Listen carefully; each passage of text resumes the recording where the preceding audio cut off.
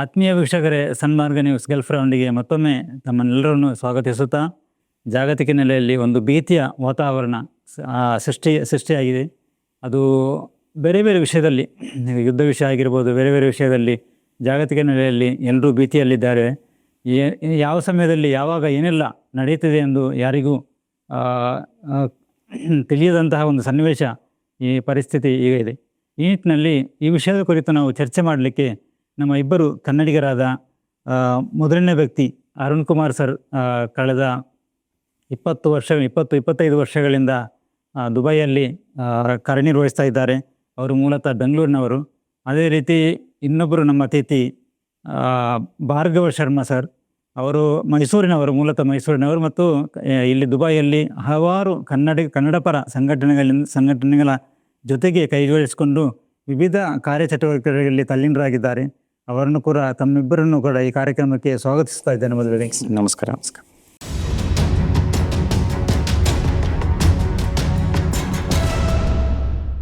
ಈ ಕಾರ್ಯಕ್ರಮದ ಪ್ರಾಯೋಜಕರು Gadiyar group of companies,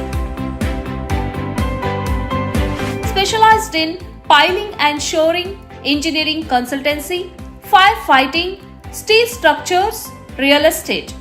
office SIT tower, silicon OSS, Dubai, UAE. ಪ್ರಸಕ್ತ ಸನ್ನಿವೇಶದಲ್ಲಿ ನಮಗೆ ಇಲ್ಲಿನ ಸನ್ನಿವೇಶದ ಬಗ್ಗೆ ನಮ್ಮ ಕೇಳುಗರಿಗೆ, ನಮ್ಮ ವೀಕ್ಷಕರಿಗೆ ಸರಿಯಾದ ಮಾಹಿತಿ ಏನೆಲ್ಲ, ಇಲ್ಲಿ ಟೂರಿಸ್ಟ್ಗಳು ಇಲ್ಲಿದ್ದಾರೆ, ಈ ಅನಿವಾಸಿಗರು ಕನ್ನಡಿಗರಿಲ್ಲಿದ್ದಾರೆ, ಭಾರತೀಯರು ಮತ್ತು ವಿಶೇಷವಾಗಿ ಕನ್ನಡಿಗರು ನಮ್ಮ ಜೊತೆಯಲ್ಲಿ ಹಲವಾರು ಸಮಸ್ಯೆಗಳಿಂದ ಇದ್ದಾರೆ. ಅವರನ್ನು ಯಾವ ರೀತಿ ನಮಗೆ ಸಂತೈಸಬಹುದು, ಇಲ್ಲಿ ವಿಚಾರವನ್ನು ಯಾವ ರೀತಿ ನಮಗೆ ಅವರಿಗೆ ತಿಳಿಯಪಡಿಸಬಹುದು ಎಂಬ ವಿಷಯದ ಕುರಿತು ನಾವು ಒಂದು ಅವಲೋಕನವನ್ನು ಮಾಡ್ತಾ ಇದ್ದೇವೆ. ಮತ್ತು ಇದಕ್ಕೆ ಮೊದಲಿನದಾಗಿ ನಾವು ಅರುಣ್ ಕುಮಾರ್ ಸರಲ್ಲಿ ನನ್ನ ಮೊದಲನೇ ಪ್ರಶ್ನೆ. ಅರುಣ್ ಸರ್, ಈ ಕಾರ್ಯಕ್ರಮಕ್ಕೆ ಮತ್ತೊಮ್ಮೆ ತಮ್ಮನ್ನು ಸ್ವಾಗತಿಸ್ತಾ ಇದ್ದೇನೆ. ಈಗ ಯುದ್ಧ ಭೀತಿಯಲ್ಲಿ ಟೂರಿಸ್ಟ್ಗಳಲ್ಲಿ, ಟೂರಿಸ್ಟ್ ವೀಸಾದಲ್ಲಿ ಮತ್ತು ಸಂದರ್ಶಕ ವೀಸಾದಲ್ಲಿ ಇಲ್ಲಿ ಹಲವಾರು ಮಂದಿ ಇಲ್ಲಿ ಒಂದು ಸಿಲುಕಿ ಹಾಕಿಕೊಂಡಿದ್ದಾರೆ. ಸೊ ಅವರು ಆತಂಕಿತರಾಗಿದ್ದಾರೆ. ಯಾವಾಗ ಏನಾಗುತ್ತೆ, ನಮಗೆ ಊರಿಗೆ ಹೋಗಿ ಯಾವ ರೀತಿ ಈಗ ಸನ್ನಿವೇಶ ಒದಗಿ ಬಂದಿದೆ ಅಂತ ಅವರಿಗೆ ಭೀತಿಯಲ್ಲಿದ್ದಾರೆ. ಇಂಥ ಸನ್ನಿವೇಶದಲ್ಲಿ ಅವರಿಗೆ ಯಾವ ರೀತಿ ನೀವು ಸಾಂತ್ವನ ಹೇಳ್ತಿದ್ದೀರಿ? ಮೊದಲನೇದಾಗಿ ನಾನು ನಮ್ಮ ಸನ್ಮಾರ್ಗ ಚಾನಲ್ನ ದುಬೈ ಪ್ರತಿನಿಧಿಯಾದಂತಹ ನಮ್ಮ ಅಬ್ದುಲ್ ಸಲಾಂ ಅವ್ರಿಗೆ ಒಂದು ಧನ್ಯವಾದ ಹೇಳೋಕ್ಕೆ ಇಷ್ಟಪಡ್ತೇನೆ. ಸೊ ಈ ಥರ ಒಂದು ಸನ್ನಿವೇಶದಲ್ಲಿ ನಮಗೆ ಮೊದಲನೇದಾಗಿ ಫಸ್ಟ್ ಏನು ಬೇಕಾಗತ್ತೆ ಅಂತಂದರೆ, ಸೊ ಇಲ್ಲಿನ ಒಂದು ಪರಿಸ್ಥಿತಿ ಬಗ್ಗೆ ನಾನು ಫಸ್ಟ್ ಹೇಳಕ್ಕೆ ಇಷ್ಟಪಡ್ತೀನಿ. ನಿಮ್ಮ ನೆಕ್ಸ್ಟ್ ಕ್ವಶನ್ ಅದು ಇಲ್ಲಿನ ಒಂದು ಟೂರಿಸ್ಟ್ ಬಗ್ಗೆ ನಾನು ಮಾತಾಡ್ತೀನಿ. ಸೊ ಯಾಕಂದರೆ ಈಗ ಒಂದು ಸನ್ನಿವೇಶ ಯಾವ ಥರ ಇರಬೇಕಂತಂದರೆ, ಈಗ ಒಂದು 28ನೇ ತಾರೀಕು ಏನೊಂದು ನಮ್ಮ ಒಂದು ಈ ಒಂದು ಯುದ್ಧ ಶುರುವಾಯಿತು, ಇಸ್ರೇಲು, ಅಮೇರಿಕಾ ಮತ್ತು ಇರಾನ್ ಮಧ್ಯ. ಆ ಒಂದು ಬಿಸಿ ನಮಗೆ ಇದು ಒಂದು ಮಧ್ಯಪ್ರಾಚ್ಯಕ್ಕೂ ಅದು ತಟ್ಟಿದೆ. ಸೊ ಅದೆಲ್ಲದ್ರ ಮಧ್ಯದಲ್ಲಿ ಸೊ ನಮಗೆ ಇವಾಗ ನಾವು ಆಲ್ಮೋಸ್ಟ್ 8ನೇ ದಿವಸ ಅಂತ ಹೇಳ್ಬೋದಲ್ವ, ಆಲ್ಮೋಸ್ಟ್ 8th ಡೇ ಆಗಿದೆ. ಸೊ ಇದುವರೆಗೂ ಕೂಡ ದುಬೈನಲ್ಲಿ, ನಾವೆಲ್ಲ UAEನಲ್ಲಿ ಯಾವುದು ಅಂಥ ಒಂದು ಘಟನೆಗಳು ಸಂಭವಿಸಿಲ್ಲ. ಸೊ ಯಾಕಂದರೆ ಇಲ್ಲಿ ಮಾಧ್ಯಮಗಳು ಏನು ಹೇಳ್ತಾ ಇವೆ, ಬೇರೆ ಮಾಧ್ಯಮಗಳು ಒಂದು 800 ಡ್ರೋನ್ಸು, ಒಂದು 400 ಮಿಸೈಲ್ಸು ಅಂತ ಏನು ಹೇಳ್ತಿದಾರಲ್ಲ, ಸೊ ಅದು ಕಳಿಸಿರೋದು ನಿಜ ಇರ್ಬೋದೇನೋ, ಬಟ್ ಅದು ಎಲ್ಲೂ ಬಿದ್ದಿಲ್ಲ. ಅದನ್ನೆಲ್ಲ ಇಂಟರ್ಸೆಪ್ಟ್ ಮಾಡಿದ್ದಾರೆ, ಸಕ್ಸಸ್ಫುಲಿ ಇಂಟರ್ಸೆಪ್ಟ್ ಮಾಡಿದ್ದಾರೆ ಈ ಒಂದು UAE ಗೌರ್ಮೆಂಟು. ನಾನು ಎಲ್ಲ ಇದರಲ್ಲೂ ಹೇಳೋದು ಅದೇನೆ, ಈ ಒಂದು ಸನ್ನಿವೇಶನ ಅವರು ತುಂಬ ಎಫೆಕ್ಟಿವ್ ಆಗಿ ಮತ್ತು ಎಫಿಷಿಯೆಂಟಾಗಿ ಹ್ಯಾಂಡ್ಲ್ ಮಾಡಿದ್ದಾರೆ. ಸೊ ಅದರಿಂದ ಯಾರೂ ಆತಂಕಕ್ಕೆ ಒಳಗಾಗಬೇಕಾಗಿಲ್ಲ. ಇನ್ನೊಂದು ಏನಂದರೆ, ನಾವು ಇದು ಒಂದು 2 ದಿವಸದಿಂದ ನಾವೇನು ನೋಡ್ತಾ ಇದ್ದೀವಿ ಅಂದರೆ, ಬೇರೆ ಚಾನಲ್ಗಳಿದೆಯಲ್ಲ, ಎಸ್ಪೆಷಲಿ ನಮ್ಮ ಭಾರತೀಯ ಚಾನಲ್ಗಳು ಅದನ್ನು ತುಂಬ ಗ್ಲೋರಿಫೈ ಮಾಡಿ ತೋರಿಸ್ತಾ ಇದ್ದಾರೆ. ಅದು ತುಂಬ ತಪ್ಪು. ನಾವು ಅದನ್ನೇ ಹೇಳೋದು. ಈ ಒಂದು ನಮ್ಮ ಒಂದು ಸಂದರ್ಶನಕ್ಕೂ ಮುಖ್ಯ ಉದ್ದೇಶ ಏನಂತಂದರೆ, ಜನಗಳಿಗೆ ಇಲ್ಲಿಗೆ ಇರೋ ಒಂದು ಪರಿಸ್ಥಿತಿನೇ ಬೇರೆ, ತುಂಬ ಎಲ್ಲ ಸೇಫಾಗಿದ್ದೀವಿ. ಇಲ್ಲಿನ ಒಂದು UAE ಗೌರ್ಮೆಂಟ್ ಏನಿದೆಯೋ ಅವ್ರು ಎಲ್ಲ ಟೂರಿಸ್ಟ್ಗಳಂತಲ್ಲ, ನಮ್ಮ ರೆಸಿಡೆಂಟ್ಸ್ಗಳನ್ನೂ ಚೆನ್ನಾಗಿ ನೋಡ್ಕೊಂಡಿದ್ದಾರೆ. ಮತ್ತು ಎಂಬಸಿ, ಇಲ್ಲಿನ ಇಂಡಿಯನ್ ಎಂಬಸಿ ಇರ್ಬೋದು, ಕೌನ್ಸುಲೇಟ್ ಇರ್ಬೋದು, ಅದಕ್ಕೆಲ್ಲದಕ್ಕೂ ಡೈರೆಕ್ಷನ್ಸ್ ಕೊಟ್ಟಿದ್ದಾರೆ. ಅವ್ರುಗಳು ಏನೇನು ಮಾಡಬೇಕು, ಏನು ಮಾಡಬಾರ್ದು, ಯಾವ ಸೇಫ್ಟಿ ಮೆಜರ್ಸ್ ತಗೋಬೇಕು, ಅವಾಗ ಮೆಸೇಜ್ಗಳಿರ್ಬೋದು, ಎಲ್ಲ ಕರೆಕ್ಟಾಗಿ ಕೊಡ್ತಾ ಇದ್ದಾರೆ. ಸೊ ಅದರಿಂದ ಫಸ್ಟು ನಾನು ನಿಮ್ಮ ಮಾಧ್ಯಮದ ಮೂಲಕ ನಮ್ಮ ಒಂದು UAE ಗೌರ್ಮೆಂಟ್ಗೆ ನಾನು ಹೃತ್ಪೂರ್ವಕ ಧನ್ಯವಾದ ಹೇಳೋಕ್ಕೆ ಇಷ್ಟಪಡ್ತೇನೆ. ಆಮೇಲೆ ನಾವು ಈ ಒಂದು ಕಂಟ್ರಿನಲ್ಲಿರೋದು ನಮ್ಮ ಒಂದು ಭಾಗ್ಯ ಅಂತ ನಾನು ಎಲ್ಲರಿಗೂ ಹೇಳೋಕ್ಕೆ ಇಷ್ಟಪಡ್ತೇನೆ. ಸೊ ಅದರ ಮಧ್ಯದಲ್ಲಿ ಈಗ ನಮ್ಮ ಟೂರಿಸ್ಟ್ಗಳು ಈಗ ಒಂದು 28ನೇ ತಾರೀಕು ಯಾವಾಗ ಇದೊಂದು ವಿಷಯ ಗೊತ್ತಾಯಿತೋ, ಸೊ ಆವಾಗ ಫಸ್ಟ್ ನಮಗೆ ಮೆಸೇಜ್ ಬಂದಿದ್ದು, ಎಲ್ಲ ಟೂರಿಸ್ಟ್ಗಳು ಸ್ಟ್ರ್ಯಾಂಡ್ ಆಗಿದ್ದಾರೆ. ಅಂದರೆ ಎಲ್ಲ ಈಗ ಫ್ಲೈಟ್ಗಳು ಕ್ಯಾನ್ಸಲ್ ಆಗಿದೆ. ಕೆಲವು ಏರ್ಪೋರ್ಟ್ಗೆ ಹೊರಟುಬಿಟ್ಟಿದ್ರು, ಕೆಲವರು ಏರ್ಪೋರ್ಟಿಂದ ಬಂದು ಇಳಿದಿದ್ರು. ಸೊ ಆವಾಗ ಅವ್ರಿಗೆ ಏನು ಮಾಡೋದು ಗೊತ್ತಾಗಲ್ಲ, ಯಾಕಂದ್ರೆ ನಾವು ರೆಸಿಡೆಂಟ್ಸ್ಗಳು ನಮ್ಗೆ ಇಲ್ಲಿ ಇದ್ದೀವಿ, ನಮಗೆಲ್ಲ ಏನೋ ಒಂದು ಗೊತ್ತು, ಅವ್ರುಗಳೊಂಥರ ಆತಂಕಕ್ಕೊಳಗಾಗ್ತಾರೆ.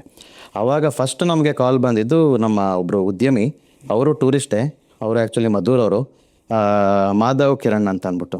ಅವರು ಒಂದು ಫೇಸ್ಬುಕ್ಕಲ್ಲಿ ಯಾರೋ ಒಂದು ಗ್ರೂಪ್ ಆಫ್ 60 ಜನ, ಸಾಮಾನ್ಯ ಎಲ್ಲ 60 ವರ್ಷ ಮೇಲ್ಪಟ್ಟವರೇನೆ, ಅವ್ರು ಬಂದ್ಬಿಟ್ಟು ನಮ್ಮನ್ನು ಕಾಪಾಡಿ ಈ ಥರ ಒಂದು ಸಂಕಷ್ಟ ಸಿಗಾಕೊಂಬಿಟ್ಟಿದ್ದೀವಿ ಅಂತ ಹೇಳಿದಾಗ ಅವ್ರು ಎಲ್ಲೆಲ್ಲೋ ಹೋಟ್ಲಲ್ಲಿದ್ದಾರೆ ಅಂತ ಹುಡ್ಕೊಂಡು ಹೋಗಿ ಅವ್ರನ್ನ ಒಂದು ಮೀಟ್ ಮಾಡಿ, ನೀವೇನು ಯೋಚನೆ ಮಾಡಬೇಡಿ, ನಾನು ಇದ್ದೀನಿ ಅಂತ ಹೇಳಿ ಫಸ್ಟ್ ನಾನು ಧನ್ಯವಾದ ಮಾಧವ್ ಕಿರಣ್ ಅವ್ರಿಗೆ ಹೇಳ್ತೀನಿ. ಯಾಕಂದರೆ ಅವರು ಫಸ್ಟ್ ಆ್ಯಕ್ಷನ್ ಅವರಿಂದ. ಅದಾದಮೇಲೆ ನಮಗೆ ಕಾಲ್ ಬರುತ್ತೆ. ನಾವೀಗ ಕನ್ನಡ ಕೂಟ ನಾವು ಆಲ್ಮೋಸ್ಟ್ 25 ವರ್ಷದಿಂದ ಕೆಲಸ ಮಾಡ್ಕೊಂಡು ಬಂದಿದ್ದೀವಿ. ಸೊ ಅದರಿಂದ ನಾವು ಅದಕ್ಕೆ ಹೇಳ್ತೀವಿ, ನಾವು ಕೈ ಜೋಡಿಸ್ತೀವಿ ನಿಮಗೆ, ನಾವೆಲ್ಲ ಕನ್ನಡಿಗರಲ್ಲಿ ಇದ್ದೀವಿ ಅಂತ ಅಂದ್ಬಿಟ್ಟು ನಾವೆಲ್ಲ ಒಂದು ಲೈಕ್ಲಿ ಮೈಂಡೆಡು ಎಲ್ಲ ಒಂದು, ಈಗ ಹೋಟೆಲ್ ಗ್ರೂಪ್ ಇರ್ಬೋದು, ಒಬ್ಬರು ರಿಯಲ್ ಎಸ್ಟೇಟಲ್ಲಿ ಕೆಲಸ ಮಾಡ್ತಾರೆ, ಒಬ್ಬರು ಇನ್ನೊಂದು ಕಡೆ ಇರ್ತಾರೆ, ನಮ್ಮ ಭಾರ್ಗವ್ ಅವರಿದ್ದಾರೆ. ಸೊ ಎಲ್ಲರನ್ನೂ ಸೇರ್ಕೊಂಬಿಟ್ಟು ನಾವು ತಕ್ಷಣ we join the hands. So ಆವಾಗ ಏನಾಗುತ್ತೆ ಅಂತಂದರೆ ಅವ್ರಿಗೆ ವಸತಿದ ಬಗ್ಗೆ ಇರ್ಬೋದು, ಇಲ್ಲ ಕೌನ್ಸಿಲೇಟಿಂದ ಇನ್ಫಾರ್ಮೇಷನ್ ಬಗ್ಗೆ ಏನಾದ್ರು ಕೊಡೋದಿರ್ಬೋದು, ಯಾವಾಗ ನೆಕ್ಸ್ಟ್ ಫ್ಲೈಟು ಮತ್ತು ಅದ್ರ ಬಗ್ಗೆ ಎಲ್ಲ ನಾವು ಅವ್ರಿಗೆ ಸ್ವಲ್ಪ ಸಮಾಧಾನ ಹೇಳಿಬಿಟ್ಟು 4ನೇ ತಾರೀಕು ಮಾರ್ಚು ನಾವು ಅವ್ರನ್ನ ಸಕ್ಸಸ್ಫುಲಿ ಅವರ ಊರಿಗೆ ನಾವು ರೀಚ್ ಮಾಡಿಸ್ತೀವಿ. ಭಾರ್ಗವ್ ಶರ್ಮಾ ಅವರೇ, ತಾವು ಹಲವಾರು ವರ್ಷದಿಂದ ಇಲ್ಲಿ ದುಬೈಯಲ್ಲಿ ಸೇವೆ ಸಲ್ಲಿಸ್ತಾ ಇದ್ದೀರಿ. ಪ್ರತಿಷ್ಠಿತ ಬ್ಯಾಂಕ್ನಲ್ಲಿ ಕೂಡ ಉದ್ಯೋಗದಲ್ಲಿದ್ದೀರಿ. ಅದರ ಜೊತೆಗೆ ಸಮಾಜ ಸೇವೆ ಕೂಡ ಮಾಡ್ತಾ ಇದ್ದೀರಿ. ಸೊ ಈ ನಿಟ್ಟಿನಲ್ಲಿ ನಿಮಗೆ ಈಗ ಈ ಪ್ರಚಲಿತ ವಿದ್ಯಮಾನದಲ್ಲಿ ಈಗ ಹಲವಾರು ಟೂರಿಸ್ಟ್ಗಳು ಇಲ್ಲಿ ಬಂದು ದುಬೈಯಲ್ಲಿ ಸಿಲ್ಕೊಂಡಿದ್ದಾರೆ. ಸೊ ಅವರಿಗೆ ಒಂದನೇದಾಗಿ ಅವರಿಗೆ ವೀಸಾ ಮುಗಿದಿರ್ಬೋದು, ಬೇರೆ ಬೇರೆ ವಿಷಯಗಳಲ್ಲಿ ಅವರು ರೋಗಿಗಳಾಗಿರ್ಬೋದು. ಅಂತಹ ಸನ್ನಿವೇಶದಲ್ಲಿ ಅವರಿಗೆ ಮರಳಿ ತಾಯ್ನಾಡಿಗೆ ಹೋಗಬೇಕು. ಈಗ ಬೇರೆ ಬೇರೆ ಹೋಟೆಲ್ಗಳಲ್ಲಿ ಅವರು ಇದ್ದಾರೆ, ಅವರು ವಾಸ್ತವ್ಯ ಹೂಡಿದ್ದಾರೆ.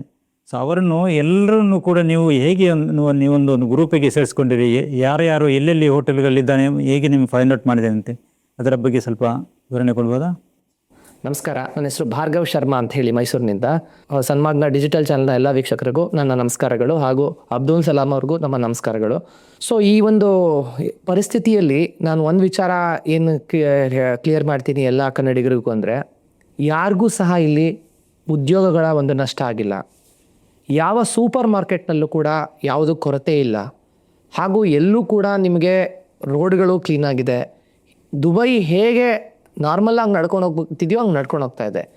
ಒಂದು ಬದಲಾವಣೆ ಏನಂತಂದರೆ, ನಾವು ಗುಂಪಲ್ಲಿ ಗ್ಯಾದರಿಂಗ್ ಮಾಡ್ತಾ ಇಲ್ಲ, ಹೊರಗಡೆ ಮಾಡುವಂಥ ಆ್ಯಕ್ಟಿವಿಟೀಸ್ ಎಲ್ಲ ಸ್ವಲ್ಪ ಸ್ಟಾಪ್ ಆಗಿದೆ, ಎಲ್ಲ ಒಳಗಡೆ ಮಾಡ್ಕೋತಾ ಇದ್ದೀವಿ. ಸರ್ಕಾರ ಯಾವುದೇ ಒಂದು ಥ್ರೆಟ್ ಬಂದ್ರೂ ಕೂಡ ದೇಶದಾದ್ಯಂತ ಒಂದು ಬಾರಿ ಒಂದು ಸೌಂಡ್ ಮಾಡಿ ಅವ್ರಿಗೆಲ್ಲ ಅಲರ್ಟ್ಸ್ ಕೊಡ್ತಾ ಇದೆ. ಆ ಒಂದು ಥ್ರೆಟ್ ಮುಗಿದ ನಂತರ ಆ ಅಲರ್ಟ್ಸ್ ಇನ್ನೊಂದು ಅಲರ್ಟ್ ಕೊಟ್ಬಿಟ್ಟು ಎಲ್ಲ ನಾರ್ಮಲ್ ಆಗಿದೆ, ನಿಮ್ಮ ಕೆಲಸಗಳನ್ನ ಮಾಡ್ಕೊಳ್ಳಿ ಅಂತ ಹೇಳ್ತಾ ಇದೆ. ಸೊ ಈ ವಿಚಾರದಲ್ಲಿ ನಾನು ಏನು ಸ್ಪಷ್ಟಪಡಿಸ್ತೀನಿ ಅಂತಂದರೆ, UAE ಸರ್ಕಾರ ಎಲ್ಲವುದನ್ನು ಒಂದು ನಿಯಂತ್ರಣದಲ್ಲಿ ಇಟ್ಕೊಂಡಿದೆ. ಅದರದ್ದೇ ಆದಂಥ ಒಂದು ಬ್ಯಾಕ್ಗ್ರೌಂಡ್ ವರ್ಕು ಸಹ ಮಾಡ್ತಾ ಇದೆ. ಈ ಒಂದು ಸಂದರ್ಭದಲ್ಲಿ ಒಂದು 700ನಿಂದ 800 ಡ್ರೋನು ಹಾಗೂ ಮೋರ್ ದೆನ್ 300 ಮಿಸೈಲ್ಸ್ ಬಿದ್ದಿದೆ. ಕೆಲವೊಂದು ಮಿಸೈಲ್ಸು ಎಫೆಕ್ಟ್ ಆಗಿದೆಯೇ ಹೊರತು 95 to 98% ಇಂಟರ್ಸೆಪ್ಟ್ ಮಾಡಿದೆ. ಸೊ ಇಂಟರ್ಸೆಪ್ಟ್ ಮಾಡಬೇಕಾದ್ರೆ ಏನಾಗುತ್ತೆ, ಆ ಒಂದು ಪಳೆಯುಳಿಕೆಗಳು ಅದೇನು ಬರುತ್ತೆ ಅದು ಎಲ್ಲಿಗೆ ಬೀಳುತ್ತೆ, ಅದನ್ನು ಹೆಂಗೆ ಹಾನಿ ಮಾಡುತ್ತೆ ಅಂತ ಹೇಳೋಕ್ಕಾಗಲ್ಲ. ಅದಕ್ಕೋಸ್ಕರ ಈ ಅಲರ್ಟ್ ಕೊಟ್ಟು ನಮ್ಮನ್ನೆಲ್ಲ ರಕ್ಷಣೆ ಮಾಡಿದೆ. ಎರಡನೇ ವಿಚಾರ ಬಂದಾಗ, ಈಗ ನಮ್ಮ ಉದ್ದೇಶ ಏನಂತಂದರೆ, ಯಾವಾಗ ನಾವು ಅರುಣ್ ಸರ್ರು ಬಹಳಷ್ಟು ಕನ್ನಡ ಪರ ಕಾರ್ಯಕ್ರಮ ಮಾಡಿದಾಗ ಮಾಧವ್ ಕಿರಣ್ ಅನ್ನೋರು ಒಂದು ಫೇಸ್ಬುಕ್ನಲ್ಲಿ ಅಪೀಲ್ ಮಾಡ್ತಾರೆ ಈ ಥರ ಇದ್ದಾರೆ ಅಂತ ಹೇಳಿ. ಇಮಿಡಿಯೇಟಾಗೆ ನಾನು ಇವ್ರಿಗೆ ಅದನ್ನೇ ಹೇಳ್ತೀನಿ, ಕನ್ನಡ ಪರ ಸಂಘಟನೆಗಳು ನಾವು ಬರೀ ಕನ್ನಡ ರಾಜ್ಯೋತ್ಸವ ಮಾಡೋದಕ್ಕೆ ಅಥವಾ ಯಾವುದೋ ಒಂದು ಸಾಂಸ್ಕೃತಿಕ ಕಾರ್ಯಕ್ರಮ ಮಾಡೋದಕ್ಕೆ ಮಾತ್ರ ನಾವು ಮೀಸಲಾಗಿರಬಾರ್ದು. ನಾವು ಇಂತಹ ಒಂದು ಎಮರ್ಜೆನ್ಸಿ ಸಿಚುವೇಷನಲ್ಲಿ we have to think beyond the situation. ಆ ನಂತರ ಎಲ್ರಿಗೂ ಸಹಕಾರ ಮಾಡಬೇಕಾಗಿದೆ ಅಂತ ಹೇಳಿ ಇಮಿಡಿಯೇಟಾಗಿ ನಾನು ಅರುಣ್ ಅವ್ರಿಗೆ ಕಾಲ್ ಮಾಡ್ತೀನಿ. ಆನಂತರ ನನ್ನ ಮನಸ್ಸಿನಲ್ಲಿ ಏನಿದೆ ಅದನ್ನು ನಾನು ರೊಡಾಲ್ಡ್ ಕೊಲೋಸ ಅವ್ರಿಗೆ ಕಾಲ್ ಮಾಡಿ ಹೇಳ್ತೀನಿ. ಇಮಿಡಿಯೇಟಾಗಿ ನಾವು ಇವ್ರು ಮಾಧವ್ ಕಿರಣ್ ಹತ್ರ ಜಾಯ್ನ್ ಆಗ್ತೀವಿ. ಮಾಧವ್ ಕಿರಣ್ ಅವರು ಯಾವ ಒಂದು ವಿಚಾರನ ತಗೊಂಡು ಅವರು ಆ ಹೋಟ್ಲ್ ಹತ್ರ ಹೋಗಿದ್ರಂದರೆ, ಇದು ಬಳ್ಳಾರಿ, ಜಗಳೂರು ಮತ್ತು ದಾವಣಗೆರೆಯಿಂದ ಬಂದಿರುವಂತಹ ಒಂದು ಗ್ರೂಪ್ ಟೂರ್ ಆಗಿತ್ತು. ಇದರಲ್ಲಿ 50ಕ್ಕೂ ಮೀಗಿಲಾದ ಒಂದು ವಯಸ್ಕರರಿದ್ದರು. ಇಮಿಡಿಯೇಟಾಗಿ ಅಲ್ಲಿ ಹೋಗಿ ಅವರು ರೆಸ್ಕ್ಯೂ ವರ್ಕ್ನ ಶುರು ಮಾಡ್ತಾರೆ. 28ನೇ ತಾರೀಕೆ ನಾವು 28ನೇ ಸಂಜೆ 29ನೇ ತಾರೀಕು ನಾವು ಅವ್ರನ್ನ ಜಾಯಿನ್ ಆಗ್ತೀವಿ. ಹೇಗೆ ಬೇರೆ ಬೇರೆ ಹೋಟೆಲ್ಗಳಿಂದ ಇರೋರನ್ನ ನಾವು ಸಂಪರ್ಕ ಮಾಡೋಕ್ಕೆ ಇದಾಯಿತು ಅಂತಂದರೆ, ಇಮಿಡಿಯೇಟಾಗಿ ಅವ್ರು ಆದ ತಕ್ಷಣವೇ ನಾವು ಒಂದು ವಾಟ್ಸಪ್ ಗ್ರೂಪ್ನ ಕ್ರಿಯೇಟ್ ಮಾಡ್ತೀವಿ. ಸೊ ಈ ಒಂದು ವಾಟ್ಸಪ್ ಗ್ರೂಪ್ನ ಕ್ರಿಯೇಟ್ ಮಾಡಿಬಿಟ್ಟು ನಾವು ಪ್ರತಿಯೊಬ್ಬರಿಗೂ ರೀಚ್ ಆದ್ವಿ. ಹಾಗೆ ಅವ್ರ ಡೇಟಾಬೇಸ್ನ ಕ್ರಿಯೇಟ್ ಮಾಡಿದ್ವಿ. ಈ ವಾಟ್ಸಪ್ ಗ್ರೂಪ್ ಗೂಗಲ್ ಫಾರ್ಮ್ಸ್ನೆಲ್ಲ ಮಾಡೋದಕ್ಕೆ ನಮ್ಮ ದೀಪಕ್ ಸೋಮಶೇಖರ್ ಮತ್ತು ಮಂಜುಳಾ ಅವರು ಮತ್ತು ನಮ್ಮ ಚೇತನ್ ಸುಬ್ರಹ್ಮಣ್ಯ ಅವರು ಇವರೆಲ್ಲ ನಮ್ಗೆ ಸಹಕಾರ ಮಾಡಿದ್ರು. ಮಾಧವ್ ಕಿರಣ್ ಅವರು ಒಂದು ಲೀಡೊಂದಿಗೆ ನಾವೆಲ್ಲರೂ ಸೇರಿಕೊಂಡು ಒಂದು ಕರ್ನಾಟಕ ಬ್ರಿಗೇಡ್ ಅಂತ ಹೇಳಿ ಒಂದು ನಮ್ಮದೇ ಒಂದು ಸೈನ್ಯನ ಕಟ್ಕೊಂಡು ಈ ಒಂದು ಕಾರ್ಯಕ್ಕೆ ನಾವು ಇಳಿದ್ವಿ. ಈಗ ಅರುಣ್ ಸರ್, ಈಗ ಇಲ್ಲಿ ಸಿಲುಕಿರುವಂತಹ ಎಷ್ಟೆಲ್ಲ ಕನ್ನಡಿಗರಿದ್ದಾರೆ ಅಥವಾ ಭಾರತೀಯರಿದ್ದಾರೆ, ಅವರಿಗೆಲ್ಲ ಭಾರತ ಸರ್ಕಾರದಿಂದ ಏನೆಲ್ಲ ಸವಲತ್ತುಗಳು ಲಭ್ಯವಾಗಿದೆ ಅದರ ಬಗ್ಗೆ ಒಂದಿಷ್ಟು ಮಾಹಿತಿ ನೀವು. ಭಾರ್ಗವ್ ಶರ್ಮಾ ಅವ್ರು ಹೇಳ್ದಂಗೆ ಯಾವಾಗ ನಾವು ಒಂದು ವಾಟ್ಸಪ್ ಗ್ರೂಪ್ ಮತ್ತು ಗೂಗಲ್ ಫಾರ್ಮ್ನ ಅದು ಇಶ್ಯೂ ಮಾಡ್ತೀವೋ, ಈಗ ನಮ್ಮ ಮಾಧವ್ ಕಿರಣ್ ಅಂತ ಏನು ಹೇಳಿದ್ರು, ಅವ್ರ ಜೊತೆ ದೀಪಕ್ ಸೋಮಶೇಖರ್, ಈಗ ನಮ್ಮದು ಇನ್ನೊಂದು ಏನಂತಂದರೆ ನಮ್ಗೆ ಫಸ್ಟ್ ಆದ್ಯತೆ ಏನಾಗಿತ್ತು ಅಂತಂದರೆ ಇಲ್ಲಿ ಫಸ್ಟ್ ಈ 60 ಜನ ಯಾರು ನಮ್ಮನ್ನು ಅಪ್ರೋಚ್ ಮಾಡಿದ್ರು ಅವ್ರನ್ನ ಅಟೆಂಡ್ ಮಾಡಬೇಕಾಗಿದೆ. ಯಾಕಂದ್ರೆ ಅವರಲ್ಲಿ 60 ವರ್ಷದ ಮೇಲ್ಪಟ್ಟವರಾಗಿದ್ದರು, ಬೇರೆಯವರೆಲ್ಲ ಸ್ಕ್ಯಾಟರ್ ಆಗಿದ್ದರು, ಬೇರೆ ಬೇರೆ ಕಡೆ ಎಲ್ಲ ಹೋಗ್ಬಿಟ್ಟು ಇದ್ದರು. ನಮ್ದು ಫಸ್ಟ್ ಆದ್ಯತೆ ಅದಾಗಿತ್ತು. ಅಲ್ಲಿ ಹೋದ್ವಿ. ಅಲ್ಲಿ ಈಗ ಊಟಕ್ಕೆ ಅಂತ ಅಂದಾಗ ಬೆಂಗಳೂರು ಟಿಫಾನೀಸ್ ಅವರು ಮುಂದೆ ಬಂದರು, ಆಶ್ರಿತ್ ಅಂತ ಅಂದ್ಬಿಟ್ಟು. ಹೀಗೆ ಒಂಥರ ಲೈಕ್ಲಿ ಮೈಂಡೆಡ್ ಎಲ್ಲ ಜಾಯ್ನ್ ಆಗ್ಬಿಟ್ಟು ನಾವುಗಳು. ಸೊ ಫಸ್ಟ್ ನಾವು ಸಪೋರ್ಟ್ ಮಾಡೋದು ಇದಾಗಿತ್ತು. ಸೊ ಅದಾದಮೇಲೆ 3ನೇ ತಾರೀಕು ಅಪ್ ಟು 28ರಿಂದ 3ನೇ ತಾರೀಕು ತನಕ ನಾವು ಅವ್ರಿಗಳನ್ನೆಲ್ಲ ಕರೆಕ್ಟಾಗಿ ಅವ್ರಿಗೆ ಏನೇನು ಸೌಲಭ್ಯಗಳು ಬೇಕೋ ಎಲ್ಲ ಮಾಡಿಸ್ಬಿಟ್ಟು ಅವ್ರಿಗೆ ಫ್ಲೈಟ್ದು ಆ್ಯಕ್ಚುಲಿ ಬೆಂಗಳೂರಿಗೆ ಹೋಗಬೇಕಾಗಿತ್ತು, ಅದನ್ನು ಕೊಚ್ಚಿನ್ಗೆ ರೀಶೆಡ್ಯೂಲ್ ಮಾಡಿಸ್ಬಿಟ್ಟು ಅಲ್ಲಿಂದ ಆ್ಯಕ್ಚುಲಿ ಅಲ್ಲಿಂದ ಒಂದು ಬಳ್ಳಾರಿ MLA ಇದ್ದಾರೆ ಅವರು ನಾಗೇಂದ್ರ ಅಂತ ಅಂದ್ಬಿಟ್ಟು ಆ್ಯಕ್ಚುಲಿ ಅವ್ರನ್ನ ಅಪ್ರೋಚ್ ಮಾಡಿ ಸೊ ಅವ್ರು ಅಲ್ಲಿಂದ ಕೊಚ್ಚಿನಿಂದ ಬೆಂಗಳೂರಿಗೆ ಅವ್ರಿಗೆ ಟ್ರಾನ್ಸ್ಪೋರ್ಟೇಷನ್ ಮಾಡಿ ಮತ್ತೆ ಅಲ್ಲಿಂದ ಅವ್ರ ಊರಿಗೆ ತಲುಪ್ಸೋಕ್ಕೆ ಸಹಾಯ ಮಾಡಿಕೊಟ್ರು. ಸೊ ಇದರಿಂದ ಏನಾಗುತ್ತೆ ಅಂತಂದರೆ ನಮಗೆ ಇವಾಗ ಈ ಥರ ಒಂದು ಪರಿಸ್ಥಿತಿ ನಾನು ಯಾವಾಗಲೇ ಹೇಳ್ದಂಗೆ ಇಲ್ಲಿ UAE ಗೌರ್ಮೆಂಟು ಮತ್ತು ಕೌನ್ಸಿಲೇಟ್ ಏನು ಮಾಡಬೇಕು ಅದು ಇನ್ಫಾರ್ಮೇಷನ್ ಮಾಡಿದ್ದಾರೆ. ಇದು ನಮ್ಮ ಒಂದು ಡ್ಯೂಟಿ ಆಸ್ ಹಿಂಗೆ ಕನ್ನಡಿಗ, ನಮ್ಮ ಒಂದು ಕನ್ನಡ ಏನು ಸೇವೆಗಳು ಮಾಡ್ತಾ ಇದ್ದೀವೋ, ಸೊ ಅದರಿಂದ ಅಲ್ಲಿಯವರು ರೆಸ್ಪಾಂಡ್ ಮಾಡಿದ್ದಾರೆ. ಅಂದರೆ ಅವ್ರವ್ರಿಗೆ ತೋಚಕ್ಕೆ ಅವರವರ ಒಂದು ಇದಕ್ಕೆ ಸಹಾಯ ಮಾಡಿದ್ದಾರೆ. ಬಟ್ ಅದು ಇನ್ನೂ ಒಂದು ಎಫೆಕ್ಟಿವ್ ಆಗಬೇಕು ಅನ್ನಂಗಿದ್ರೆ ನಾವು ಅದ್ರ ಬಗ್ಗೆ ಮುಂದೆ ಮಾತಾಡೋಣ. ಅದ್ರ ಬಗ್ಗೆ ಬರೋ ಸರ್, ಈಗ ಇದರ ಬಗ್ಗೆ ಏನು ನಿಮ್ಮ ಅನಿಸಿಕೆ? ಯಾವ ರೀತಿಯಲ್ಲಿ ಭಾರತ ಸರ್ಕಾರ ಈಗ ಸಹಾಯಕ ನಿಮಗೆ ನೀವು ಉದ್ದೇಶಿಸೋ ಮಟ್ಟಿಗೆ ಅವರು ಸಹಾಯ ಮಾಡಿದ್ದಾರಾ? ಅವರೇ ಮೊದಲನೇದಾಗಿ ನಮ್ಮ ಎಂಬೆಸಿಯವರು ಒಂದು 5 ಪಂಗಡದ ಗುಂಪನ್ನು ಮಾಡಿದೆ. ಅದಕ್ಕೆ ಎಲ್ಲರೂ ಅವ್ರ ರೆಪ್ರೆಸೆಂಟೇಟಿವ್ಸ್ನ ಇದು ಮಾಡಿದ್ದಾರೆ. ಅಕಾಮಿಡೇಷನ್ಗೆ ಮತ್ತು ಫುಡ್ಗೆ ಮತ್ತು ಮೆಡಿಕಲ್ ಎಮರ್ಜೆನ್ಸಿಗೆ ಅಂತ ಹೇಳಿ ಎಲ್ರಿಗೂ ಇದು ಮಾಡಿ ನಮ್ಮ ಒಂದು ಕರ್ನಾಟಕ ಹೆಲ್ಪ್ ಲೈನ್ಗೂ ಅಪ್ರೋಚ್ ಮಾಡಿ ನಿಮ್ಮಿಂದ ನಮ್ಮ ವಾಲಂಟಿಯರ್ಸ್ಗೆ ಕೋಆರ್ಡಿನೇಟ್ ಮಾಡಿ ಅಂತ ಹೇಳಿದ್ದಾರೆ. ಮತ್ತು ಎಂಬೆಸಿಯಿಂದ ಹೆಲ್ಪ್ ಲೈನ್ಗಳೆಲ್ಲ ಇದೆ. ಈಗ ನಮಗೆ 3ನೇ ತಾರೀಕು ಹೇಗಾಯಿತು ಅಂತಂದರೆ ಅವ್ರು 4ನೇ ತಾರೀಕು ದೇವ್ರ ದಯೆಯಿಂದ ಅವ್ರ ಫ್ಲೈಟ್ ಸಿಕ್ಕಿ ಎಲ್ಲ 60 ಜನ ಹೊರಟರು. 3ನೇ ತಾರೀಕು ನಾವೊಂದು ಭಯದ ವಾತಾವರಣ ಸೃಷ್ಟಿಯಾಗೋಯಿತು. ಯಾಕಂದರೆ ಈ ವಯಸ್ಸಾಗಿರೋರಲ್ಲಿ ಒಂದಿಬ್ಬರು ಆಸ್ಪತ್ರೆಗೆ ಸೇರಿಬಿಟ್ರು, ಒಂದು ಸ್ವಲ್ಪ ಪ್ಯಾನಿಕ್ ಆಗಿಬಿಟ್ಟು. ಇನ್ನು 60 ಜನಕ್ಕೂ ಏನಾರ ನಮಗೆ ಈ ಥರ ಆದರೆ ಹೆಂಗಪ್ಪ, ಇನ್ನೂ 5 ದಿವಸ ಮುಂದುವರೆದ್ರೆ ಇವ್ರಿಗೆ ಯಾವ ಥರ ನಾವು ವ್ಯವಸ್ಥೆ ಮಾಡೋದು, ದಿನದ ಖರ್ಚುಗಳು ಹೇಗೆ, ಯಾವ ಥರ, ಯಾಕಂದರೆ ಎಲ್ಲ ಒಬ್ಬರು ಬರ್ಸಿದ್ರು. ಬಟ್ ಆ ನಂತರ ಎಲ್ಲ ನಾವು ಸಂಘಟನೆಗಳು ಬಂದಮೇಲೆ ಎಲ್ಲ ಒಬ್ಬರನ್ನೇ ಹೊರನ ಒಬ್ರಿಗೆ ಕೊಡೋಕ್ಕಾಗಲ್ಲ ಅಂತ ಹೇಳಿ ಇಮಿಡಿಯೇಟಾಗಿ ನಾವು ರೊನಾಲ್ಡ್ ಕೊಲೋಸೋ ಸರ್ ಮನೆಗೆ ಧಾವಿಸ್ತೀವಿ. ಸೊ ರೊನಾಲ್ಡ್ ಕೊಲೋಸೋ ಸರ್ ಅವರು ನಮ್ಮ ಕೃಷ್ಣ ಬೈರೇಗೌಡರ ಒಂದು ಅಸಿಸ್ಟೆಂಟ್ಗೆ ಕಾಲ್ ಮಾಡಿದ್ರು. ಅವ್ರಿಗೆ ಇಲ್ಲಿರೋ ಪರಿಸ್ಥಿತಿನ ವಿವರಣೆ ಮಾಡಿದ್ರು. ನೀವು ಹೆಂಗೆ ಇವ್ರಿಗೆ ಎವ್ಯಾಕ್ಯುಯೇಷನ್ ಮಾಡ್ತೀರಾ ಅಂತ ಹೇಳಿದ್ರು. ಆನಂತರ ಅವರು ನಮ್ಮ ರಾಜ್ಯ ಸರ್ಕಾರದ ಫೈನಾನ್ಸ್ ಸೆಕ್ರೆಟ್ರಿಗೆ ಕಾಲ್ ಮಾಡಿಬಿಟ್ಟು ಇದಕ್ಕೆ ನೀವು ಫಂಡ್ಸ್ನ ವ್ಯವಸ್ಥೆ ಮಾಡಬೇಕು, ಯಾಕಂದರೆ ನಮಗೆ ಫ್ಲೈಟ್ ಸಿಗುತ್ತೋ ಇಲ್ವೋ ಅಂತ ಗೊತ್ತಿರಲಿಲ್ಲ. ಅವರು ಫೈನಾನ್ಸ್ ಸೆಕ್ರೆಟ್ರಿ ಹತ್ರ ಮಾತಾಡಿದ್ರು. ಇಮಿಡಿಯೇಟಾಗಿ ಆ ನಂತರನೇ ಅವ್ರಿಗೆ ಒಂದು ಪರಿಸ್ಥಿತಿ ಒಂದು ಇದು ಗೊತ್ತಾಗಿ ಜಾಗೃತಿ ಹುಟ್ಟಿಯಾಗ ಇಮಿಡಿಯೇಟಾಗಿ ನೆಕ್ಸ್ಟ್ ದಿನದಿಂದನೇ ಕರ್ನಾಟಕ ಹೆಲ್ಪ್ ಲೈನ್ ಅಂತ ಮಾಡೋಣ, ನಾವು ಹೇಗೆ ಕೋವಿಡ್ ಸಂದರ್ಭದಲ್ಲಿ ಎಲ್ಲ ಸೇರಿಕೊಂಡು ಹೋರಾಡಿದ್ವಿ ಆ ಥರ ಹೋರಾಡಿ ಎಂಬೆಸಿದೊಂದಿಗೆ ಕೋಆರ್ಡಿನೇಷನು, ಅವಶ್ಯಕತೆ ಇದ್ದರೆ ರಾಜ್ಯ ಸರ್ಕಾರ ಹಾಗೂ ಭಾರತ ಸರ್ಕಾರದೊಂದಿಗೆ ಕೋಆರ್ಡಿನೇಷನು. ಇದು ದೇಶ ಬೇರೆ ಆದ್ದರಿಂದ ಸ್ವಲ್ಪ ಸ್ಕೋಪ್ ಕಡಿಮೆ ಇರುತ್ತೆ ನಮ್ಮ ರಾಜ್ಯ ಸರ್ಕಾರದ್ದು ಅಥವಾ ಭಾರತ ಸರ್ಕಾರದ್ದು. ಏರ್ ಸ್ಪೇಸು ಇರಲಿಲ್ಲ ಆ ಸಂದರ್ಭದಲ್ಲಿ. ಸೊ ಏನು ಮಾಡೋದು ಅಂದರೆ ಕರ್ನಾಟಕ ಹೆಲ್ಪ್ ಲೈನ್ ಅಂತ ಅಂದ್ಬಿಟ್ಟು ಹಿಡಾಯತ್ ಅಡ್ಡೂರ್ನ ಒಂದು ಕೋಆರ್ಡಿನೇಷನ್ಗೆ ಅವ್ರು ಬಿಟ್ಟು ನಮಗೆ ಆ ಮೂಲಕ ಅಲ್ಲಿಂದ ನಮ್ಮದು ಕರ್ನಾಟಕ ಹೆಲ್ಪ್ ಲೈನ್ ಅನ್ನೋದು ಹುಟ್ಕೊಳ್ತು. ಇನ್ನು ಮುಂದೆ ಅದು ಯಾವ ಥರ ಕೆಲಸ ಮಾಡ್ತಿದೆ ಅನ್ನೋದನ್ನ ನಮ್ಮ ಅರುಣ್ ಅವರು ಸ್ವಲ್ಪ ಹೇಳ್ಬೋದು. ಒಂದು ಏನಂತಂದರೆ ನಮ್ಮ ಡಾಕ್ಟರ್ ರೊನಾಲ್ಡ್ ಕೊಲೋಸೋ ಸರ್ ಬಗ್ಗೆ ಅದೇ ನಮಗೆ ಎಲ್ಲರಿಗೂ ಗೊತ್ತಿರೋದೇನೆ. ಏನೇ ಒಂದು ಸಂಕಷ್ಟ ಬಂದರೂ ಎನಿ ಪ್ರಾಬ್ಲಮ್ ಅವ್ರು ಫಸ್ಟ್ ಹೇಳೋದು, ನೀವು ಮುಂದುವರಿ, ನಾವು ನಿಮ್ಮಿಂದ ಇದ್ದೇವೆ, ನಾವೊಂದು ಎಲ್ಲ ಸಹಕಾರ ನಾವು ಕೊಡ್ತೀವಿ ಅಂತ, ಎಲ್ಲ ಸಹಕಾರನೂ ಕೊಡ್ತೀವಿ ಅಂದರೆ ಮತ್ತೆ ಒಂದು ಮಾರಲ್ ಸಪೋರ್ಟು ಮತ್ತು ಅವ್ರಿಗೆ ಏನೇ ಸಪೋರ್ಟ್ ಇರೋದು. ಮತ್ತು ಅದೇ ಹೇಳ್ದಂಗೆ ನೀವು ಭಾರತ ಸರ್ಕಾರಕ್ಕೆ ನಮ್ಮ ಐ ಮಸ್ಟ್ ರಿಮೆಂಬರ್ ನಮ್ಮ ಡಾಕ್ಟರ್ ಆರತಿ ಕೃಷ್ಣ ಅವ್ರನ್ನೂ. ಹೌದು. ಸೊ ಅವರು ಆ್ಯಕ್ಚುಲಿ NRI ಅವರು ಇಲ್ಲಿ ಅವ್ರು NRI ಮಿನಿಸ್ಟ್ರಿ ಇಲ್ಲಿ ಇದ್ದಾಗ ಅವ್ರು ಬರೀ ಕರ್ನಾಟಕಕ್ಕೆ ಒಂದೇ ಅಲ್ಲ, ಅವ್ರನ್ನ most of the people meet ಮಾಡೋದು ಔಟ್ ಆಫ್ ಕರ್ನಾಟಕದವರೇ ಮೀಟ್ ಮಾಡ್ತಾರೆ. ಸೊ ಅವರು ಡೈರೆಕ್ಟಾಗಿ ಕಾಲ್ ಮಾಡಿ ಅದೆಲ್ಲ ಒಂದು ಮಿನಿಸ್ಟ್ರಿಗಳಿಗೆ ಮತ್ತು DCM CM ಅವ್ರು ಕೃಷ್ಣ ಬೈರೇಗೌಡರಿಗೆಲ್ಲ ಹೇಳಿ ಅದನ್ನೆಲ್ಲ ಒಂಥರ ಏನಂದರೆ ಒಂದು ವಿಷಯಗಳನ್ನ ಮುಟ್ಟಿಸಿದ್ರು. ಹೌದು. ಸೊ ಇದು ನಾಟ್ ಎ ಸ್ಮಾಲ್ ಇಶ್ಯೂ, ನೀವು ಸ್ವಲ್ಪ ಇಮಿಡಿಯೇಟಾಗಿ ಆ್ಯಕ್ಟ್ ಮಾಡಬೇಕಂತ. ಅದೊಂದೇ ಮಾಡಿ ಇಲ್ಲಿ ಸುಮ್ಮನೆ ಕೂರ್ಲಿಕ್ಕೆ ಆಗಲ್ಲ. ಸೊ ಅದಕ್ಕೆ ಅವರು ನಮಗಿಲ್ಲಿ ಒಂಥರ ಮಾರ್ಗದರ್ಶಕರಾಗಿ ಅವರು ಈಗ ನಾವೇನೋ ಈಗ 3ನೇ ತಾರೀಕು ತನಕ ಯಾವುದೋ ಒಂದು ಏಜ್ ಗ್ರೂಪ್ನ ಕಳಿಸ್ಕೊಟ್ವಲ್ಲ, ಅದು ಆದಮೇಲೆ ನಮಗೆ 4ನೇ ತಾರೀಕು ನಮ್ಗೆ ಒಂದು ಕಾಲ್ ಬರುತ್ತೆ, ಈ ಥರ ಎಲ್ಲ ಒಟ್ಟಿಗೆ ಸೇರಿ ಯಾಕೆ ಮಾಡಬಾರ್ದು. ಈಗ ಒಂದು ಹೆಲ್ಪ್ಲೈನ್ ಅಂತಂದರೆ, ಈಗ ನಾವೇನೋ ಕನ್ನಡ ಕೂಟ ಮಾಡ್ತಾ ಇದ್ದೀವಿ, ಇಲ್ಲಿ ಒಂದು ಕನ್ನಡ ಸಂಘ, ಮತ್ತು ಅಬುದಾಬಿ ಕರ್ನಾಟಕ ಸಂಘ ಇದೆ, ಮತ್ತು ರಸಲ್ ಕೈಮಾ ಇದೆ, ಮತ್ತು ಇನ್ನೊಂದು ಇಲ್ಲಿ ಒಕ್ಕಲಿಗರ ಸಂಘ ಇದೆ, ಮತ್ತು ಹೆಮ್ಮೆಯ ಕನ್ನಡ ಸಂಘ ಅಂತಿದೆ. ಇನ್ನೂ ಹಲವಾರು ಸಂಘಟನೆಗಳು ಅವರವರ ಒಂದು ಶಕ್ತಿಗೆ ಅನುಸಾರವಾಗಿ ಕೆಲಸ ಮಾಡ್ತಾ ಇದ್ದಾರೆ. ಅವ್ರನ್ನೆಲ್ಲ ಒಂದು ಅಂಬ್ರೆಲಾದ ಕೆಳಗಡೆ ತಗೊಂಬಂದರೆ ಅವಾಗ ಏನಾಗುತ್ತೆ ಅಂತಂದರೆ, ಎಲ್ಲರಿಗೂ ನಾವು ಗೊತ್ತಿರೋ ಪ್ರಾಬ್ಲಮ್, ಈಗ ನಾವು ಡ್ಯೂಪ್ಲಿಕೇಶನ್ ಮಾಡೋದು ತಪ್ಪತ್ತೆ. ಈಗ ನಾವು ಮಾಡ್ತಿರೋದೇ ಯುನೀಕ್ ಆಗಿರುತ್ತೆ. ಆ ಥರ ಯುನೀಕ್ ಆಗಿರುತ್ತೆ. ಅದರ ಇನ್ನೊಂದು ಏನಂತಂದರೆ, ಇವ್ರು ಹೇಳ್ದಂಗೆ ಹಿದಾಯತ್ ಹದ್ದೂರು ಅವರು ಅದನ್ನು ಒಂದು ಲೀಡ್ ತಗೊಂಡು ನಾವು ಅವ್ರ ಜೊತೆ ಯಾವಾಗಲೂ ಕೆಲಸ ಮಾಡಿದ್ದೀವಿ. ಸೊ ಈಗಲೂ ಅದಕ್ಕೆ ಒಂದು ಚಾಟ್ ಬಾಟ್ ಅಂತ ಕ್ರಿಯೇಟ್ ಮಾಡ್ತಾರೆ. ಈಗಿನ ಒಂದು ಟೆಕ್ನಾಲಜಿ ಅದನ್ನೆಲ್ಲ ಫಾಸ್ಟಾಗಿ ಆಗುತ್ತೆ ಡೇಟಾಬೇಸು ಅಂತ ಅಂದ್ಬಿಟ್ಟು, ಇದರಿಂದ ಒಂದು ಎಫೆಕ್ಟಿವ್ ಆಗಿ ನಾವು ಒಂಥರ ಇನ್ಕ್ಲೂಸಿವ್ ಇಲ್ಲೊಂದು ಯೂನಿಟಿ ತೋರಿಸೋಣ ಅಂತ ಅಂದ್ಬಿಟ್ಟು ಎಲ್ಲ ಒಂದು ಸಂಘಟನೆಗಳು, ಮೇನ್ಲಿ ಏನಂತಂದರೆ ನಮ್ಮ ಡಾಕ್ಟರ್ ರೊನಾಲ್ಡ್ ಕೊಲಸೋ ಸರ್ ಯಾವಾಗ ಒಂದು ಇನಿಷಿಯೇಟಿವ್ ತಗೊತಾರೋ, ಇಲ್ಲಿ UAE ಒಂದೇ ಅಲ್ಲ, ನಮ್ಮ ಇಡೀ ಕನ್ನಡ ಪರ ಸಂಘಟನೆಗಳು ಪ್ರಪಂಚದಂತ ಇದ್ದವರು ಅವ್ರಿಗೆ ರೆಸ್ಪೆಕ್ಟ್ ಕೊಡ್ತೀವಿ. ಹೌದು, ಖಂಡಿತ ಖಂಡಿತ. ಆ ಥರ ಮೋರಲ್ ಸಪೋರ್ಟ್, ನೈತಿಕ ಸಪೋರ್ಟ್ ಕೊಡ್ತಾರೆ, ಅದೇ ರೀತಿ ಫೈನಾನ್ಷಿಯಲ್ ಏನೋ ಬೇಕೋ ಅದ್ರ ಸಹಕಾರ ಕೂಡ ಕೊಡ್ತಾರೆ. ಇದರಿಂದ ನಮಗೆ ಒಂದು ಅನುಕೂಲ ಆಗಿದೆ. ಇದರಿಂದ ಅವ್ರಿಗೆ ಇನ್ನೂ ನಮಗೆ ಈಗ 200-300 ಜನ ಇದ್ದರು. ಈಗ ನಾನು ಟಾಕಿಂಗ್ ಅಬೌಟ್ 4th, ನಾವು ಇವಾಗ ಆಲ್ರೆಡಿ 8ನೇ ತಾರೀಕಿಗೆ ಬಂದಿದ್ವಿ. ಸುಮಾರು ಜನ ಸೇಫಾಗಿ ವಾಪಸ್ ಹೋಗಿದ್ದಾರೆ. ಸೊ ಆ ಥರ ನಡೀತಾ ಇದೆ. ಈಗ ಆರಂಭದಲ್ಲೇ ಕರ್ನಾಟಕ ಸರ್ಕಾರದಿಂದ ಇಲ್ಲಿ ಯಾವಾಗ 28ನೇ ತಾರೀಕಿನ ನಂತರ ಈ ಸಮಸ್ಯೆ ಶುರುವಾಯಿತು, ಅಂದಿನಿಂದ ಕರ್ನಾಟಕ ಸರ್ಕಾರ ಪರವಾಗಿ ಒಂದು ಘೋಷಣೆ ಹೊರಡಿಸಿದ್ದಾರೆ. ಮುಖ್ಯಮಂತ್ರಿಗಳೇ ಒಂದು ಘೋಷಣೆ ಮಾಡಿದ್ದಾರೆ. ಅಂದರೆ ಅಲ್ಲಿ ಎಷ್ಟೆಲ್ಲ ಅನಿವಾಸಿ ಕನ್ನಡಿಗರು ಇಲ್ಲಿಂದ ಹೋಗಿ ಟೂರಿಸ್ಟ್ ವೀಸಾದಲ್ಲಿ ಅಥವಾ ಸಂದರ್ಶನ ವೀಸಾದಲ್ಲಿ ಹೋಗಿ ಸಿಲುಕೊಂಡಿದ್ದಾರೋ, ಅವರಿಗೆ ಸಮಸ್ಯೆಯಲ್ಲಿ ಸಿಲುಕಿದ್ದಾರೋ, ಅವರಿಗೆ ನಾವು ಏನೆಲ್ಲ ಪರಿಹಾರ ಅವರಿಗೆ ಮರಳಿ ತರಲು ಏನು ಪರಿಹಾರ ಮಾಡ್ತೇವೆ ಅಂತಾರೆ. ಆ ಪರಿಹಾರ ಅವರು ಉದ್ದೇಶಿಸಿದ ಮಟ್ಟಿಗೆ ಸಹಕಾರ ಆಗಿದೆಯಾ?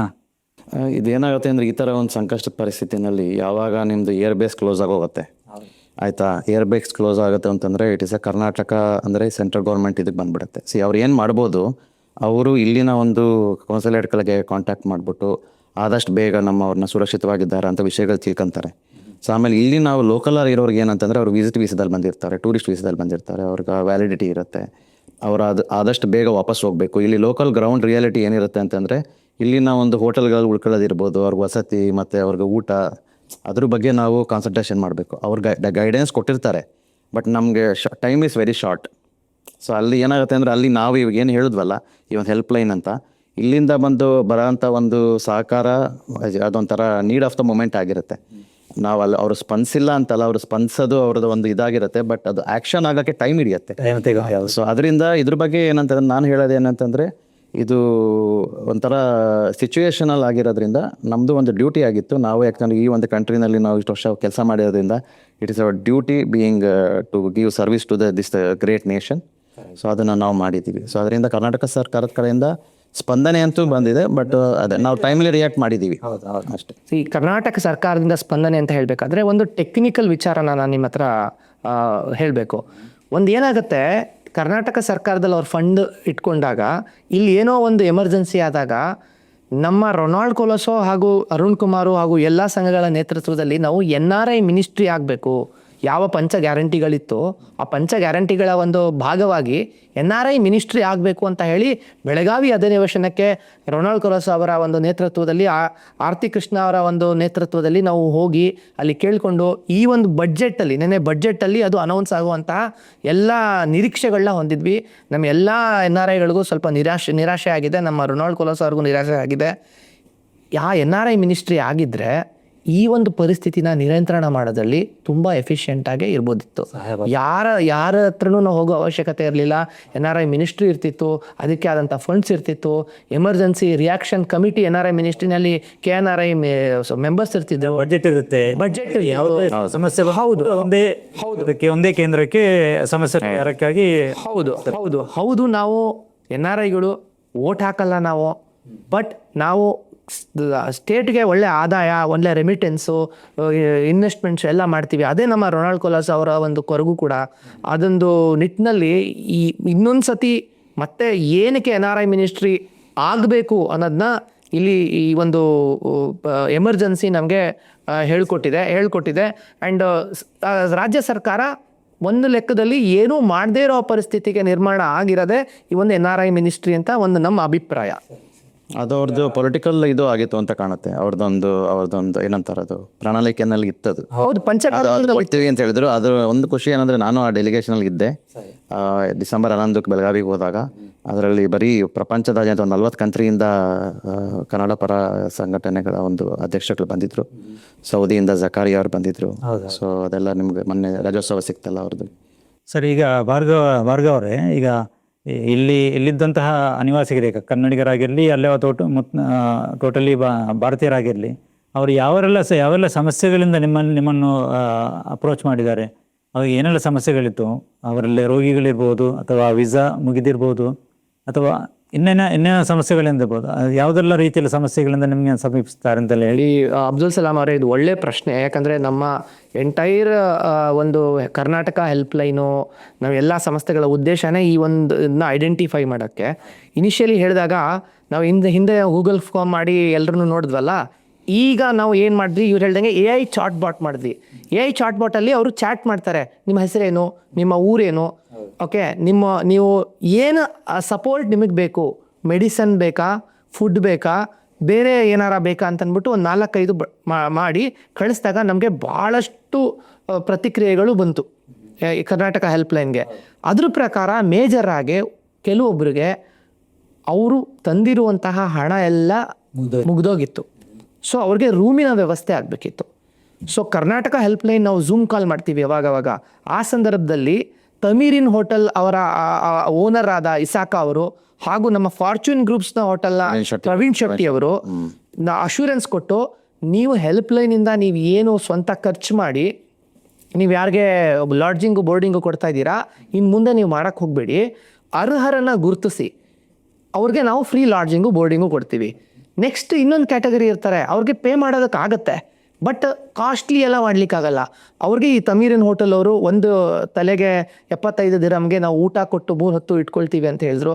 ಸೊ ಈ ಊಟದ ಒಂದು ವಸತಿ, ಒಂದು ಊಟ, ಆ ನಂತರ ನಾನು ವೈಯಕ್ತಿಕವಾಗಿ ಒಂದು ಡ್ರೈವರ್ ಇಟ್ಟು ದಿನಾಗ್ಲೂ ಕೂಡ ಒಂದು ಎಲ್ಲಿ ಹೋಟೆಲಲ್ಲಿ ಎಲ್ಲಿ ಊಟ ಆಗುತ್ತೆ ಅದು ಬಿಟ್ಟು 15-20 ಬೇರೆ ಅವರು ವಸತಿಯಲ್ಲಿರೋರ್ಗು ಊಟ ಸಪ್ಲೈ ಮಾಡಿದ್ವಿ. ಮೂರನೇದು ಮೆಡಿಸನ್ಸು. ತುಂಬ ಜನ ವಯಸ್ಸಾದವರು ಡಯಾಬಿಟೀಸು, ಶುಗರು ಮತ್ತು ಕೆಲವೊಂದು ಲೈಫ್ ಸೇವಿಂಗ್ ಡ್ರಗ್ಸ್ಗಳನ್ನ ತಗೊಳ್ತಾ ಇದ್ರು. ಸೊ ನಿಮ್ಮ ಸಹಕಾರದಿಂದ, ನಿಮ್ಮ ಸಹಕಾರದಿಂದ ಹಾಗೂ ಹಿಡಾಯತ್ ಅವರ ಸಹಕಾರದಿಂದ, ರೊನಾಲ್ಡ್ ಕೊಲಸ್ ಅವರ ಸಹಕಾರದಿಂದ ಇದನ್ನು ಕೆಲವೊಂದು ಫ್ರೀ, ಕೆಲವೊಂದು ಬೈ ಮಾಡಿ ಅವ್ರಿಗೆ ತಲುಪಿಸುವಂತಹ ಕೆಲಸ ಮಾಡಿದ್ವಿ. ಈ 3 ಬಿಟ್ಟು 4ನೇ ಸಮಸ್ಯೆ ಅಂದರೆ ಮಾನಸಿಕ ಸಮಸ್ಯೆ. ಅವರಿಗೆ ಭಯ, ಏನಾಗುತ್ತೋ ಇಲ್ಲಿ, ಹೇಗಾಗುತ್ತೋ, ಹೋಗೋಣ ಅಂತಂದ್ಬಿಟ್ಟು ನಾವು ಆದಷ್ಟು ಸಂಯಮದಿಂದ ವರ್ತಿಸಿ ಅವ್ರ ಮನಸ್ಥಿತಿಗಳನ್ನ ಅರ್ಥ ಮಾಡಿಕೊಂಡು ಪ್ರತಿ ಸತಿ ನಿಮ್ಮಂಥವ್ರ ಸಹಕಾರದಿಂದ ಮೀಡಿಯಾ ಮುಂದೆ ಹೋಗಿ ಪೋಡ್ಕ್ಯಾಸ್ಟ್ ಮಾಡಿ ಅಲ್ಲಿರೋರಿಗೆ ನಾವೆಲ್ಲ ಚೆನ್ನಾಗಿದ್ದೀವಿ ಅಂತ ಹೇಳಿ ಅಶೂರೆನ್ಸ್ ಕೊಟ್ಟು ನಾವು ಅವರು ಈ ಒಂದು ಎಲ್ಲಾನು ನಿಯಂತ್ರಣಕ್ಕೆ ಬರೋ ಥರ ಮಾಡಿ ಕೊನೆಗೆ ಅವರು 4ನೇ ತಾರೀಕು ಹೊರಟರು. ಬಟ್ ಇನ್ನೂ ನಿನ್ನೆನೂ ಹೋದ್ರು, 3 ಜನ ಹೋದರು. ನಮ್ಮ ಕರ್ನಾಟಕ ಹೆಲ್ಪ್ಲೈನಿಂದ ದಿನಕ್ಕೆ 30-40 ಜನನ ನಮ್ಮ ಕರ್ನಾಟಕ ಹೆಲ್ಪ್ಲೈನ್ನ ವಾಲಂಟಿಯರ್ಸು ಕಳಿಸ್ಕೊಡ್ತಾ ಇದ್ದಾರೆ. ಅವ್ರವ್ರದ್ದೇ ಒಂದು ಶಕ್ತಿನಲ್ಲಿ ಕೆಲಸ ಮಾಡ್ತಾ ಇದ್ದಾರೆ ಒಂದೊಂದು ಜಾಗದಲ್ಲಿ, ನಾವೊಂದು ಏರಿಯಾ ಅವರೊಂದು ಏರಿಯಾ ಅಂತ. ಈಗ ಇನ್ನೊಂದು ಪ್ರಶ್ನೆ ಅರುಣ್ ಸರ್, ಈಗ ಈ ಯಾವ ಸಮಸ್ಯೆ ಉದ್ಭವಿಸಿತು ಅಂದಿನಿಂದ ವಿಮಾನ ಹಾರಾಟ ಕೆಲವೊಂದು ಪಾರ್ಷಿಯಲಿ, ಕೆಲವೊಂದು ಸ್ಥಗಿತಗೊಂಡಿದೆ, ಅನಂತರ ಕೆಲವೊಮ್ಮೆ ಶುರು ಮಾಡಿದೆ. ಈ ನಿಟ್ಟಿನಲ್ಲಿ ಯಾವ ಫ್ಲೈಟ್ಸ್ಗಳೆಲ್ಲ ಹೋಗ್ತಾ ಇದೆ ಅದು ದುಪ್ಪಟ್ಟು ಅಥವಾ 3 ಪಟ್ಟು ಚಾರ್ಜ್ ಜಾಸ್ತಿ ಮಾಡಿದೆ. ಸೊ ಇದು ಅವರಿಗೆ ಭಾರ ಆಗಲ್ವಾ? ಇದು ಪ್ರಯಾಣಿಕರಿಗೆ ಅವರು ಮೊದಲೇ ಅಂದರೆ ಆತಂಕದಲ್ಲಿದ್ದಾರೆ. ಈಗ ಹಣ ಸಾಧಾರಣವಾಗಿ 800 ಅಥವಾ 1000 ದಿರ್ಹಮ್ಗೆ ಲಭ್ಯವಾಗುವಂತಹ ಟಿಕೆಟ್ಗಳು ಅದಕ್ಕೆ 3000 ಮತ್ತು 4000ದವರೆಗೆ ಮುಟ್ಟಿಸುವುದು. ಯಾವ ರೀತಿ ಅವರ ಸ್ಪಂದನೆ ಇತ್ತು, ಯಾವ ರೀತಿ ಅವರ ಆತಂಕ ಇತ್ತು? ಅದು ಆ್ಯಕ್ಚುಲಿ ಫಸ್ಟು ಒಂದು 4-5 ದಿವಸ ಇದಂಗಿದ್ರು ಏರ್ ಬೇಸ್ ಕ್ಲೋಸ್ ಆಗಿತ್ತು, ನಮ್ಗೇನು ಇರಲಿಲ್ಲ. ಯಾಕಂದ್ರೆ ಫಸ್ಟ್ ಫ್ಲೈಟ್ ಹೋಗಿದ್ದೆ 4th ಅಂತ ಅನ್ಕೋತೀನಿ ನಾನು, ಅಲ್ವಾ? 4th ಹೋಗಿದ್ದು. 4th ಆದಮೇಲೆ ಇವಾಗ ನಮ್ಮ 4 ದಿವಸದ ವಿಂಡೋನಲ್ಲಿ ಏನೇನಾಯ್ತು ಅಂತಂದರೆ, ನಾವು ಅದೇ ಇವ್ರು ಹೇಳ್ದಂಗೆ ಎಲ್ಲರೂ ಟ್ರೈ ಮಾಡಿದ್ರು. ಈಗ ಒಂದು ಏರ್ ಅರೇಬಿಯಾ ಇತ್ತು, ಈಗ ಏರ್ ಇಂಡಿಯಾ ಎಕ್ಸ್ಪ್ರೆಸ್ ಇದೆ, ಮತ್ತು ಕೆಲವು ಇಂಡಿಗೋ ಫ್ಲೈಟ್ಗಳು ಕ್ಲೋಸ್ ಆಗಿತ್ತು, ಏರ್ ಇಂಡಿಯಾ, ಎತಿಹಾದ್ ಮತ್ತು ಎಮಿರೇಟ್ಸು. ನಮ್ಗೆ ಇಲ್ಲಿ ದುಬೈದು ಒಂದು ಅಡ್ವಾಂಟೇಜ್ ಏನಂತಂದರೆ ಅನ್ಲೈಕ್ ಅದರ್ ಕಂಟ್ರೀಸ್ ನಮಗೆ number of flights are more. ಮತ್ತು ದುಬೈನಲ್ಲಿಂದ ಮತ್ತು ರಸಲ್ ಖೈಮಾದಿಂದ ಹೋಗ್ಬೋದು, ಇಲ್ಲಾಂದ್ರೆ ಇಲ್ಲಿಂದ ನಮಗೆ ಕೆಲವರು ಒಮಾನಿಂದನೂ ರೂಟು ಕೆಲವರು ಹೇಳಿದರು, ಆಪ್ಷನ್ಸ್ಗಳು ಕೊಟ್ಟಿದ್ದರು. ಅದರಿಂದ ಇದು ಒಂಥರ ಒತ್ತಡ ಅನ್ನೋದು ಇತ್ತು, ಜನಗಳಲ್ಲಿ ಆತಂಕ ಇತ್ತು. ಬಟ್ ಇವ್ರು ಹೇಳ್ದಂಗೆ ನಾವಿವಾಗ ಯಾರ್ಯಾರಿಗೆ ಅದು ಒಂದು ಯಾರು ಟೂರಿಸ್ಟಿಂದ ಬಂದಿರ್ತಾರಲ್ಲ ಕೆಲವ್ರಿಗೆ ಅದು ರೀಶೆಡ್ಯೂಲ್ ಮಾಡ್ಬೋದು, ಇಲ್ಲಾಂದರೆ ಅವರು ಕ್ಯಾನ್ಸಲ್ ಮಾಡಿದ್ರೆ ಅದನ್ನು ರೀಫಂಡ್ ಮಾಡ್ಬೋದು. ಯಾಕಂದ್ರೆ ಈ ಸಿಚುವೇಷನಲ್ಲಿ ಯಾವ ಫ್ಲೈಟ್ಗಳು ಅವ್ರು ರೆಸ್ಪಾಂಡ್ ಮಾಡೇ ಮಾಡ್ತಾರೆ. ಈಗ ಒಬ್ಬರು 2,000 ಕೊಟ್ಟು ಬಂದಿದ್ದರೆ ಈಗ ಒನ್ ವೇ ಟಿಕೆಟು 800 ರೂಪಾಯಿ ಇರೋದು 1,500 ಮಾಡಿದಾಗ ಅವ್ರಿಗೆ ಬರ್ಡನ್ ಆಯಿತು. ಸೊ ಅದನ್ನು ಅನಲೈಸ್ ಮಾಡಿಬಿಟ್ಟು ಕೆಲವ್ರಿಗೆ ಯಾರಿಗೆ ಆ ಥರ ಇದೆಯೋ ಅದನ್ನು ಒಂದು 200-300 ಆ ಥರ ಇತ್ತು ಅಂತಂದರೆ ದ ಏಜೆಂಟ್ಸ್ ಆಲ್ಸೋ ಹೆಲ್ಪ್ ಕೆಲವರೆಲ್ಲ ಏಜೆಂಟ್ಗಳು ಹೆಲ್ಪ್ ಮಾಡಿದ್ದಾರೆ. ಈ ಒಂದು ಕನ್ನಡ ಹೆಲ್ಪ್ಲೈನ್ದು ಉದ್ದೇಶನೂ ಅದೇನೆ. ಯಾರಿಗೆ ಜೆನ್ಯೂನ್ ದೆ ಕ್ಯಾನಾಟ್ ಅಫೋರ್ಡ್ ಅಂಥವ್ನ ಐಡೆಂಟಿಫೈಡ್ ಅವ್ರಿಗೆ ಗ್ಯಾಪ್ನ ಫಿಲ್ ಮಾಡಬೇಕು ಅನ್ನಂಗಿದ್ರೆ ಅದನ್ನು ಫಿಲ್ ಮಾಡೋದು, ಅದನ್ನು ನಾವು ಮಾಡಿದ್ದೀವಿ. ಯಾಕಂದರೆ ನಿಮ್ಮ ಕ್ವಶನ್ ಏನಂತಂದರೆ ಏರ್ಲೈನ್ಸ್ಗಳು ಜಾಸ್ತಿ ಮಾಡ್ತಾ ಇರೋದ್ರಿಂದ ನಮಗೆ ಬರ್ಡನ್ ಅಂತ. ಬಟ್ ಈಗ ಇದು ಹೇಗೇನು ಸಿಚುವೇಷನಲ್ಲಿ, ಯಾಕಂದರೆ ನಾವೀಗ ಏರ್ಲೈನ್ಸ್ಗಳು ಕ್ವಶನ್ ಮಾಡ್ಲಿಕ್ಕೆ ಆಗಲ್ಲ. ಯಾಕಂದರೆ ಈ ಒಂದು ಪರಿಸ್ಥಿತಿನಲ್ಲಿ ಅವ್ರಿಗೂ ಒಂದು ಒತ್ತಡ ಇರುತ್ತೆ. ಯಾಕಂದರೆ ಈ ಗೌರ್ಮೆಂಟ್ ನೀವು ಮೊನ್ನೆ ನೋಡಿರ್ಬೋದು, ನಿನ್ನೆನೇ ಒಂದು ಬೆಳಗ್ಗೆ ಒಂದೇನೋ ಒಂದು ಇನ್ಸಿಡೆಂಟ್ ಆಯಿತು ಅಂತ ಬಂತು, ಫ್ಲೈಟನ್ನು ಕ್ಲೋಸ್ ಮಾಡಿದ್ರು, ವಿತಿನ್ 1 hour ಮತ್ತೆ ರೆಸ್ಯೂಮ್ ಮಾಡಿದ್ರು. ಸೊ ಅವ್ರುಗಳೂ they are under the pressure to do, but ಇಷ್ಟೆಲ್ಲ ಮಾಡ್ತಾ ಇದ್ದಾರೆ. ಸೊ ನನಗನ್ಸೋದು ಇದು ಒಂದು ಸಾಮಾನ್ಯ. ಬಟ್ ಇದಕ್ಕೆ ನಾವು ಯಾವ ಥರ ಅದಕ್ಕೆ ಸಪೋರ್ಟ್ ಮಾಡಿದೆ ಅಂತ ನಾನು ನಿಮ್ಗಾಗಲೇ ಹೇಳಿದೆ. ಅದಕ್ಕೇನಾದ್ರು ಕೆಲವ್ರಿಗೆ ಆಗಲ್ಲ, ಅಫೋರ್ಡ್ ಮಾಡೋಕ್ಕಾಗಲ್ಲ ಅಂದರೆ ನಾವು ಅದಕ್ಕೆ ಸಪೋರ್ಟ್ ಮಾಡಿದ್ದೀವಿ. ಸೊ ಅದು ಒಂದು ಹೇಳೋಕ್ಕೆ ಇಷ್ಟಪಡ್ತೇನೆ. ವೀಕ್ಷಕರೇ, ತಾವು ಇದುವರೆಗೆ ನಮ್ಮೊಬ್ಬರು ಅತಿಥಿಗಳಿಂದ ಇಲ್ಲಿನ ಸಮಸ್ಯೆಗಳನ್ನು ನಿಭಾಯಿಸುವ ನಿಟ್ಟಿನಲ್ಲಿ ಅವರು ಕನ್ನಡಿಗ ಹೆಲ್ಪ್ಲೈನ್ ಅಥವಾ ಇನ್ನಿತರ ಸಂಘಟನೆಗಳನ್ನು ಕೈ ಜೋಡಿಸ್ಕೊಂಡು ಯಾವ ರೀತಿಯಲ್ಲೆಲ್ಲ ಕೆಲಸ ಮಾಡಿದ್ದಾರೆ, ಈ ಇಲ್ಲಿನ ಕನ್ನಡಿಗರಿಗೆ ಯಾವುದೇ ರೀತಿಯಲ್ಲಿ ಇಲ್ಲಿಗೆ ಬಂದಂತಹ ದುಬೈಗೆ ಅಥವಾ UAEಗೆ ಸಂದರ್ಶಕ ವೀಸಾದಲ್ಲಿ ಅಥವಾ ಟೂರಿಸ್ಟ್ ವೀಸಾದಲ್ಲಿ ಬಂದು ಮರಳಿ ಊರಿಗೆ ತಾಯ್ನಾಡಿಗೆ ಹೋಗುವಂತಹ ಸನ್ನಿವೇಶದಲ್ಲಿ ಯಾವೆಲ್ಲ ಕಷ್ಟಗಳನ್ನು ಅನುಭವಿಸಿದ್ದರು, ಅವರು ಯಾವ ರೀತಿಯಲ್ಲೆಲ್ಲ ಸಹಾಯ ಮಾಡಿದ್ದಾರೆ ಎಂಬ ರೀತಿಯಲ್ಲಿ ಎಲ್ಲ ವಿಷಯಗಳನ್ನು ಅವರು ತನ್ನ ಜೊತೆ ಹಂಚಿಕೊಂಡಿದ್ದಾರೆ. ಇನ್ನೂ ಕೂಡ ಅವರ ಸಹಾಯ ಸಹಕಾರಗಳು ಇನ್ನೂ ಕೂಡ ಕನ್ನಡಿಗರಿಗೆ ಲಭ್ಯವಾಗಲಿದೆ. ಮತ್ತು ಯಾರೆಲ್ಲ ಈ ನಿಟ್ಟಿನಲ್ಲಿ ಸಹಾಯ ಮಾಡಿದ್ದಾರೆ ಅವರಿಗೆ ಎಲ್ರಿಗೂ ಕೂಡ ಒಂದೇ ವಾಕ್ಯದಲ್ಲಿ ಧನ್ಯವಾದಗಳನ್ನು ಹೇಳುತ್ತಾ ನಮ್ಮ ಇವತ್ತಿನ ಈ ಕಾರ್ಯಕ್ರಮವನ್ನು ಮುಗಿಸ್ತಾ ಇದ್ದೇವೆ. ತಮ್ಮಿಬ್ಬರಿಗೂ ಧನ್ಯವಾದಗಳನ್ನು ಸಲ್ಲಿಸ್ತಾ ಈ ಕಾರ್ಯಕ್ರಮ ಮುಗಿಸ್ತಾ ಇದ್ದೇವೆ. ಇದುವರೆಗೆ ತಾವು ಒಳ್ಳೆಯ ಒಂದು ಸಂದೇಶವನ್ನು ಅವರು ಹಂಚಿಕೊಂಡಿದ್ದಾರೆ. ಇನ್ನೂ ಕೂಡ ತಮ್ಮ ಇನ್ನೂ ಕೂಡ ಬೇರೆ ಬೇರೆ ಅತಿಥಿಗಳಿಂದ ನಾವು ಈ ಸನ್ಮಾರ್ಗ ನ್ಯೂಸ್ ಚಾನೆಲ್ಗಾಗಿ ನಾವು ಇಲ್ಲಿ ಬರನಾಡಿಕೊಳ್ತೇವೆ. ಅಲ್ಲಿವರೆಗೆ ನೋಡ್ತಾ ಇರಿ ಸನ್ಮಾರ್ಗ ನ್ಯೂಸ್. ನಮಸ್ಕಾರ. ಅಬ್ದುಲ್ ಸಲಾಂ ಅವ್ರಿಗೂ ಹಾಗೂ ಸನ್ಮಾರ್ಗ ನ್ಯೂಸ್ ಚಾನೆಲ್ನ ಎಲ್ಲ ವೀಕ್ಷಕರಿಗೂ ನಮ್ಮ ಭಾರ್ಗವ್ ಶರ್ಮಾ ಹಾಗೂ ಅರುಣ್ ಕುಮಾರ್ ಅವರ ಮಾಡುವ ನಮಸ್ಕಾರಗಳು. ನಮಸ್ಕಾರ. ಅದೇ ಹೇಳ್ಬೇಕಂತಂದರೆ ಈಗ ನಿಮ್ಮ ಮಾಧ್ಯಮ ಮೂಲಕ ಹೇಳ್ಬೇಕಂದ್ರೆ ಒಳ್ಳೆ ಕೆಲಸ ಮಾಡ್ತಾ ಇದ್ದೀರಾ ನೀವು. ಅಂದರೆ ಜನಗಳಿಗೆ ಕರೆಕ್ಟಾಗಿರೋ ಒಂದು ಇನ್ಫಾರ್ಮೇಷನ್ ಹೋಗ್ತಾ ಇದೆ. ಅಂದರೆ ಅದೇ ಇಲ್ಲೆಲ್ಲ ಸ್ಥಿತಿ ಹೆಂಗಿದೆ, ಪರಿಸ್ಥಿತಿ ನಾರ್ಮಲ್ ಆಗಿದೆ ಅಂತ ಒಂದು ಇದನ್ನು ಮೆಸೇಜ್ನ ನೀವೆಲ್ಲ ಅಲ್ಲಿರೋಂಥ ನಮ್ಮ ಕನ್ನಡಿಗರಿಗೆ ಭಾರತೀಯರು ಕೊಡ್ತಾ ಇದ್ದೀರಾ. ತುಂಬ ಒಳ್ಳೆ ಕೆಲಸ ಮಾಡ್ತಿದ್ದೀರಾ. Thank you very much. ನಮಸ್ಕಾರ. ಸ್ನೇಹಿತರೆ, ನಿಮ್ಮ ಅದ್ಭುತ ಬೆಂಬಲದಿಂದ ಸನ್ಮಾರ್ಗ ನ್ಯೂಸ್ ಚಾನೆಲ್ ಈಗ 2 ಲಕ್ಷ ಸಬ್ಸ್ಕ್ರೈಬರ್ಗಳನ್ನು ದಾಟಿದೆ. ಇದು ನಮ್ಮ ಯಶಸ್ಸಲ್ಲ, ಇದು ನಿಮ್ಮ ಯಶಸ್ಸು. ನಮ್ಮ ಮುಂದಿನ ಗುರಿ 4 ಲಕ್ಷ. ಇದು ಕಷ್ಟವಲ್ಲ. ನೀವು ಮಾಡಬೇಕಾದದ್ದು ಸಿಂಪಲ್. ನೀವು ಸನ್ಮಾರ್ಗ ನ್ಯೂಸ್ ಚಾನೆಲ್ ವಿಡಿಯೋವನ್ನ ನಿಮ್ಮ ಸ್ನೇಹಿತರಿಗೆ, ಕುಟುಂಬದವರೊಂದಿಗೆ ಹಂಚಿಕೊಳ್ಳಿ ಮತ್ತು ಅವರಲ್ಲೂ ಸಬ್ಸ್ಕ್ರೈಬ್ ಮಾಡಲು ಹೇಳಿ. ನೀವು ಶಕ್ತಿಯನ್ನು ಕೊಡಿ, ನಾವು ನಿಖರ ಸುದ್ದಿ ಕೊಡ್ತೇವೆ. ಧನ್ಯವಾದಗಳು.